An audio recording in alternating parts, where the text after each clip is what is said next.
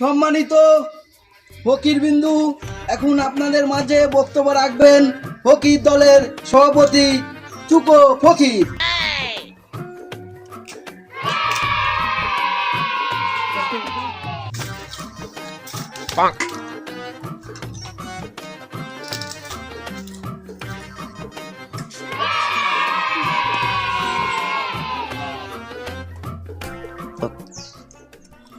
আমাদের সম্মানিত ফকির ভাইয়েরা, প্রথমে আমার সালাম।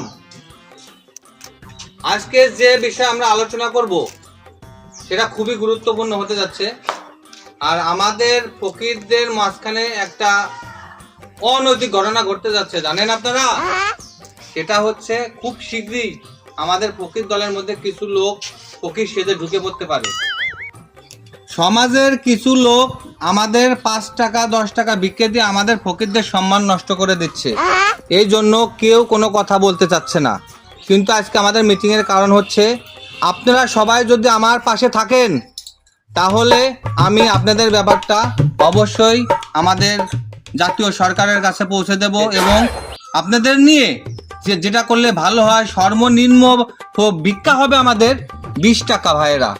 আমরা সেই ব্যাপারে প্রয়োজনে আপনাদের জন্য বড় পর্যায়ে কথা বলবো।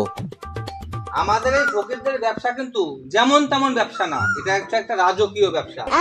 আজকে এই ব্যবসায় ঢোকার জন্য মধ্যবিত্তরা সিরিয়াল ধরে লাইন ধরে আছে। কারণ ওদের মাসে ইনকাম কত? 10,000 20,000। আমরা 60,000-এর নিচে কেউ ইনকাম করি ভাইরা? আপনারা যদি আমার কথা মতো চলেন, আজকে দেখেন আমার পর্যায়ে একটা হাত নাই, আমি বাড়ি গাড়ি সব করেছি, দেখতেই তো পাচ্ছেন। আমার বাড়ি গাড়ি সব আছে। আমি তো চিন্তা করছি সামনের মাসে আমি একটা পাও ফেলে দেব। আমি চাই বাংলাদেশের অর্ধেক দেশ আমার নামে হয়ে যাবে একদিন। ফকির ব্যবসা আমি এমন পর্যায়ে নিয়ে যাব, সংসদে আমি আপনাদের জন্য কথা বলবো। আপনারা কি আমার পাশে আছেন? এখন যেহেতু আপনারা আমাকে সমর্থন জানাইছেন, আপনারা আমাদের এই ফকিরের মধ্যে বাইরের কোনো লোক ঢুকতে দিয়েন না। এখন যে বিষয়ে জরুরিভাবে মিটিং ডাকার কারণটা মেন হচ্ছে, রোজার মাস চলে আসছে। আমাদের টার্গেট নিতে হবে, আমরা মাসে রোজার আগে কত ইনকাম করতাম? 60,000 50,000। আমরা ঈদের সময় যেন সবাই দেখাইতে পারি এক একজনের 1 লক্ষ করে কামাই হয়েছে। সবাই পারবো তো ইনশাল্লাহ? ওকে, সবাই মাঠে নেমে যান, যার যার মতো করে ইনকাম শুরু করে দেন। ওকে, ভালো থাকবেন সবাই।